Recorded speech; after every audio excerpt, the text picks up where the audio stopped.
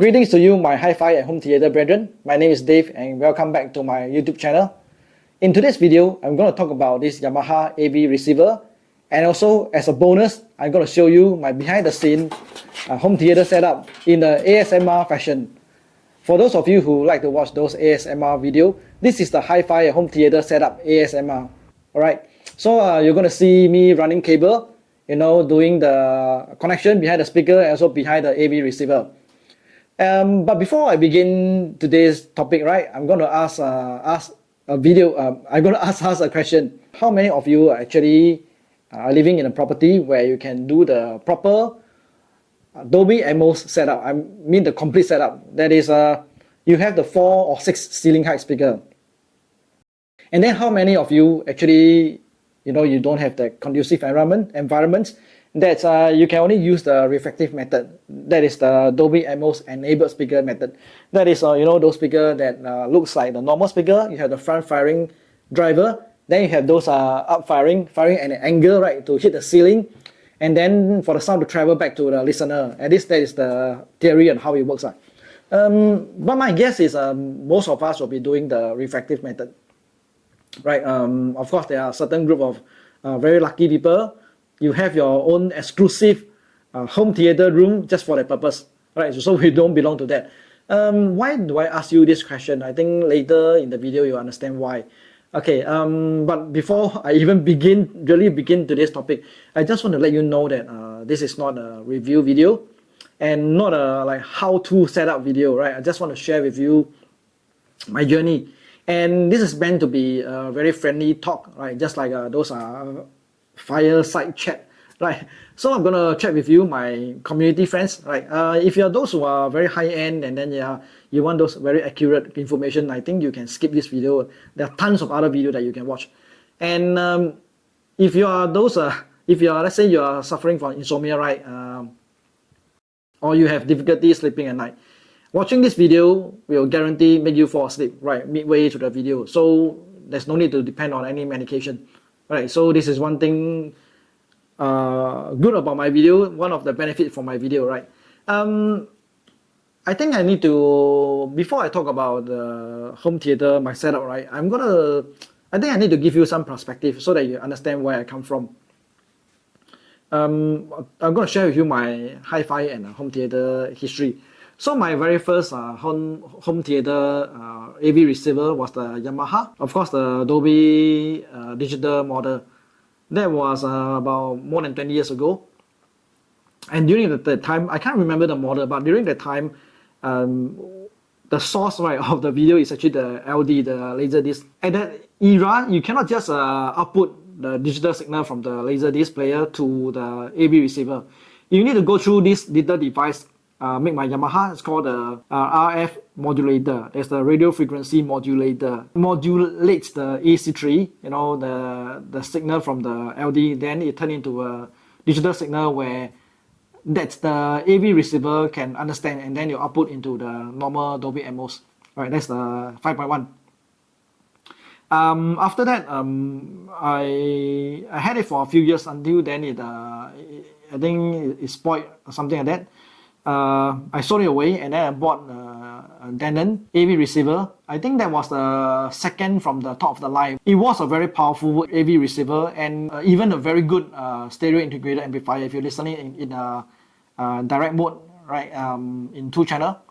I think it was 120 120 or 130 watt, very powerful. Fast forward, right, a few years later, and then when I start to get tired of home theater, so that's where I venture into 2-channel, and I start playing with those Marantz stereo integrated, and so during this journey, right, I changed a lot of amplifier and speaker.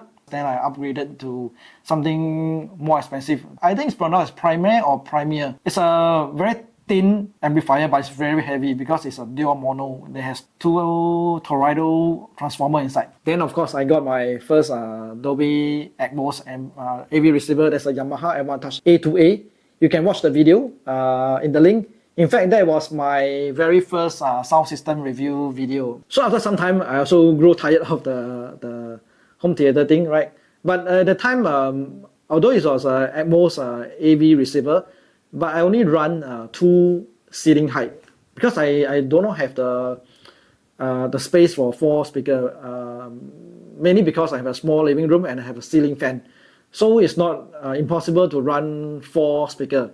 But even with the 2 ceiling height speaker, it's already quite good, right? But after that, I realized that although it's quite good, you just don't get the full experience without the 4 ceiling height speaker. I sold it away, and then I bought a Denon PMA A110. You can watch the video here at the link also. Thinking that I will live with the 2-channel for the rest of my life, but you know that that's this illusion we tell ourselves. We think that we can live with this system for the rest of life, but then we'll keep changing. Therefore, I bought this Sony HT-A9. They are 360 reality surround sound system. In fact, I don't really call it wireless. There's no such thing as wireless system unless it's run by battery power. Alright, you still need wire, but it's just that it changed from signal cable to a power cable, power wire, right? That is using the Dolby Atmos enabled speaker method, the reflective method. I remember I was super impressed with the system, especially after you do the calibration, right? Immediately after the calibration, they'll play a demo. The sound like ding ding ding ding. Wow, that was very impressive. So then I started to watch movie. Alright, the first 2 movie I thought, because it's new system, I thought very clear. In fact, the clarity is top notch, and also although they don't have a center speaker, but the dialogue is locked dead at the center. Really, really good. Except that sometime when the scene got busy, right? You come to those gunfight parts, the explosion, airplane, that kind of thing, right? I find that I don't really get the positional surround effect that I get from those 5.1 system, or even my previous Yamaha, the Dolby Atmos with the 2 ceiling height speaker. It is very immersive, yes, because of the Sony 360 software, right, the algorithm. However, it's very hard to pinpoint the sound. For example, let's say you see a gunfight. Okay, take for example this the one that I watched almost 10 times. You know, the Equalizer Part 1, where Denzel Washington was working in the Home Depot, where this Russian mafia came to the Home Depot with the AR-15. So they start shooting, and in the Home Depot there's a lot of merchandise, right? So they're selling the light bulbs and the mirror.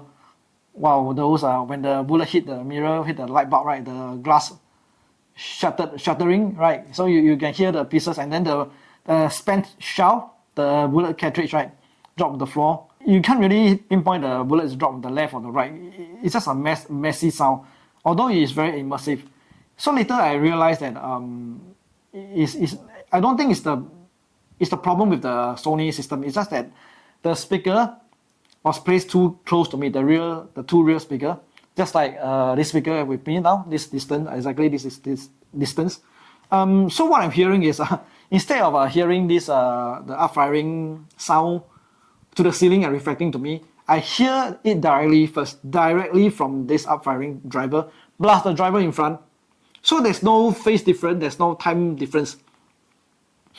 And when the sound keep playing continuously, right, so you're hearing the front driver, you hear the top driver directly to my ear, and then you hear the reflected sound.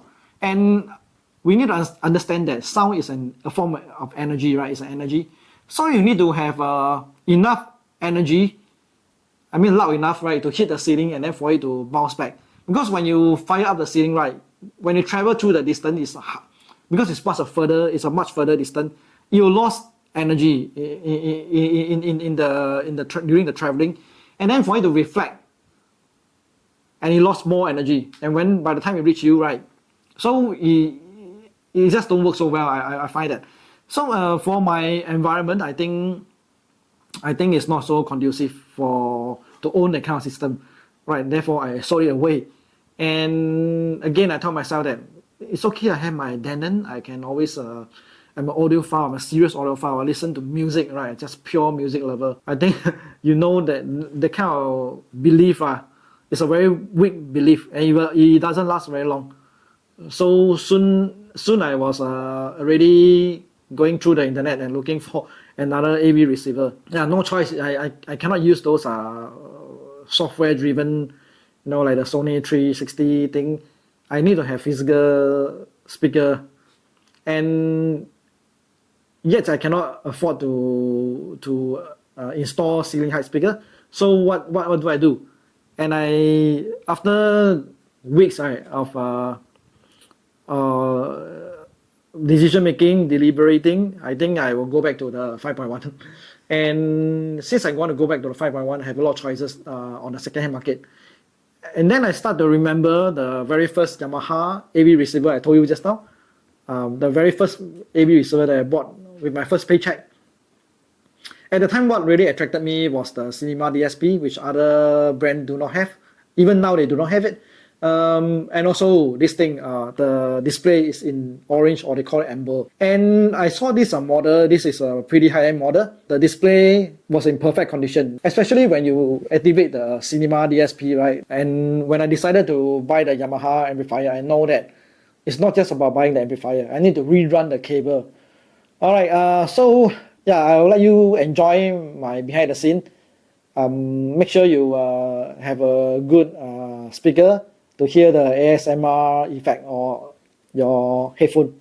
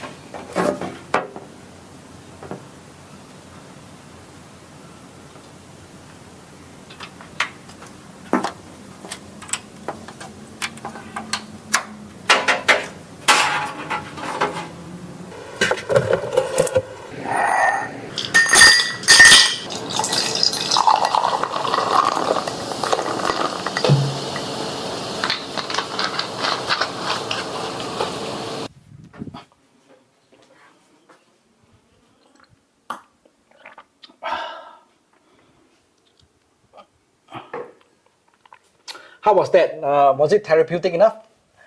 All right. Now let's talk about the Yamaha receiver that I bought.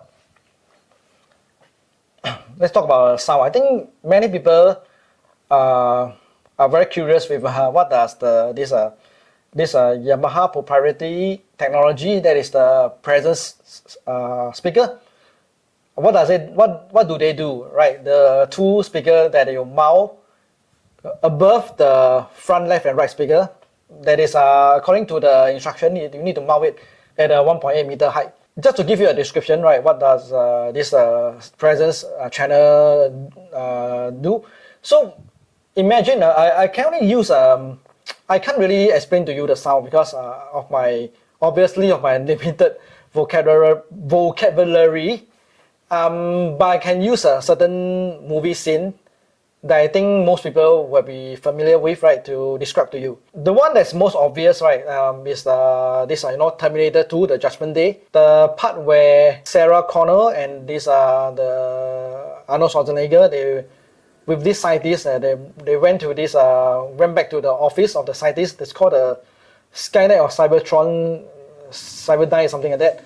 Right, they blew up the building, right, with the glass panel. Those offices with fully glass panel. When it explode, right, because I watched this movie many times with all the different AV receiver I have possessed before. So with those, I only front and left channel, right, and then of course the center channel. You get the sound coming towards you, and then of course the rear, left and right. But with this Yamaha presence speaker, because the presence speaker doesn't require you to have a Dolby Atmos channel signal to supply to them, the Yamaha's own algorithm will decide what kind of sound they will go to the presence speaker, which is just to remind you again that it's mounted high, 1.8 meter above ground, right? So with that, right, speaker, the explosion will sound to me much bigger, much taller. It's really feel like you are in front of the building, and then the glass is no longer just come towards you. It's more like imagine those tsunami wave, right? It's come towards you and above you. Yeah, it feel like your screen. I have a 65-inch TV, but I feel like the screen are much bigger. It's just a very deep sense of impact on the sound. I never heard saw this scene this way. The sound really enhanced the impact of the scene. Last time I was very impressed, especially when you change the receiver to something even more powerful. Oh, by the way, this Yamaha AV receiver is 140 watt in 2 channel. For that, particularly the scene is very effective. Then coming back to the Equalizer 1, the ending scene where the Mafia and Denzel Washington fight it out in the Home Depot. In that part, the presence speaker wasn't so useful because there's no scene in the video, in the movie, that emphasize height or great expansion of the sound. However, this is the time where the back surround. This is the first time that I'm running a pair of back surround. Most of the time we have the rear, left and right. And all the while I thought that the back surround is just another center speaker. Instead of the front, you put one at the back. But actually, it comes in a pair. So I told you about the bullet hitting the glass and the mirrors, right? Wow, this is where the back surround speaker work the most. Other than the left and right, when you have those back surround, left and right, plus the rear left and right, the 4 speaker working together, right? Wow, I tell you, it's like maybe it's like you are working at the set. At the set you don't have to depend on the post-production, those fake sound, right? Because they really somehow they break the glass, right? So you can hear that in the Home Depot it's a huge warehouse. You can hear the glass breaking, and then you can hear the the echo of the glass breaking, and also the reverberation, and also the span cartridge dropping on the ground. I'm going to conclude my video. I think it's a bit too long already. All right. So those who have fallen asleep, good for you, so that tomorrow you can wake up fresh. This is one good thing for my video. So therefore, that's why I say that sometimes a downgrade is actually a big upgrade. So for this case, it's true, no. Rather than you compromise, to force yourself to have this Dolby Atmos setup, I think for my case, right, this 6.1, sorry, I do not have the 0.1, I do not have a subwoofer, but my BMW, the 703, is already powerful enough in the bass department. So in this case, it's a much better, more satisfying, more complete system than we were to compromise with the ceiling height firing. And I suspect that those are designing the Atmos, right, they know that you absolutely need a ceiling speaker. You know the advertisement, they say that when number of speaker doesn't matter. Actually, not true. Not true. And I also think that maybe they also think that this upward firing thing it doesn't really work okay, or don't work so well. But at least this is something that for those of us who can't afford to, I'm not talking about you can't afford to buy, you don't have the money to buy it, but I mean you can't afford to install the ceiling speaker. So that's another alternative. And also I suspect that if they don't do this, they don't provide this alternative, right, then their sales are going to cut by half. If they say that, oh, no ceiling height speaker, forget about Atmos, then how many systems can they sell, right? Okay, that's just my theory. So I feel that for as far as a home theater and hi-fi is concerned, right, I think we because I'm also a real estate agent, that's why this Dave Real Estate and Hi-Fi, I take into consideration the financial aspect of doing things right. In property, we always advise our client that of course certain agents don't do that, but we tell them that okay, you need to calculate the total cost of ownership. You need to calculate the affordability. Affordability doesn't mean you can buy it, doesn't mean you can buy something, doesn't mean you can afford it. Explanation is if you buy it, if you use every cent of your money, every single cent of your money to buy it, then what next? How are you going to survive the coming months, coming years, right? And also, what if something happen? Do you have the money for other things? You see, so if you are able to afford it, means if you commit to buy certain thing, and it doesn't affect your daily expenses, your necessary expenses like school, your children's school fee, that kind of thing, the utility bill, then yes, you can afford it. If not, I think it's nothing to be ashamed of. Especially now, the world, right? As now in Singapore, we are more conscious about this mental health thing, right? So the hi-fi, whether is it 2-channel or this multi-channel home theater, is supposed to help you to relax, help you to enjoy. But if for the sake of setting that up, and you get yourself into financial distress, or you get into quarrel with your family members, understand that unless you are single, you stay alone, I think the welfare of the other family members is much more should come first before maybe you create a mess installing those speakers.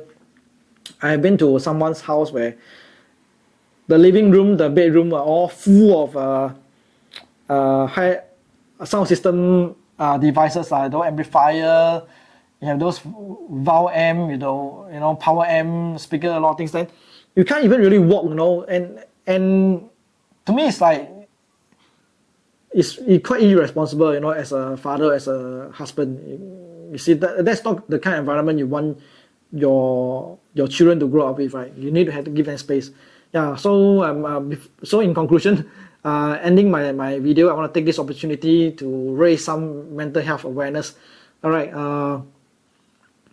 and also I find out that, okay, from my own experience, I found out that in order to enjoy my hi-fi, my home theater better, it's not to keep upgrading the system is not to keep doing placement, or you learn a lot of knowledge about hi-fi, then you go and execute it.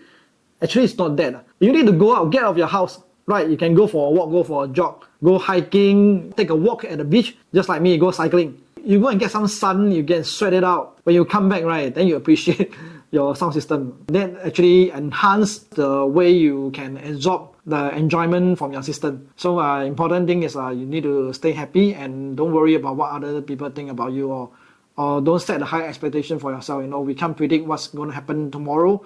So today, have enough trouble of yourself. Right, let the trouble tomorrow worry for themselves next time. All right, my name is Dave, and if you are my subscriber, thank you. If you are not, it's okay. I thank you for coming, and I wish you the best of health, and physical health, and also your mental health. Right. So bye.